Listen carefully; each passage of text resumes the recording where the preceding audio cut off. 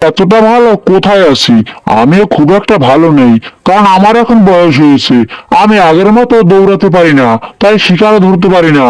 আমার অনেক দিনের শখ একটা হরিণ ধরবো।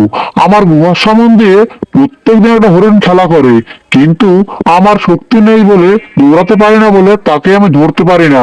তাকে যদি ধরতে পারতাম তাহলে কয়েকটা দিন খেয়ে থাকতে পারতাম। এখন সেই দুঃখে আমি মরছি। বলো কি বন্ধু, এই ব্যাপার?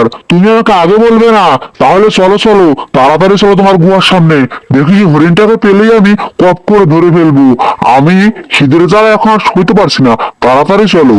হ্যাঁ হ্যাঁ, তাহলে চলো আমার সাথে, তাড়াতাড়ি চলো। এতক্ষণে মনে হয় সেই হরিণ বেটা সেখানে এসে পড়েছে।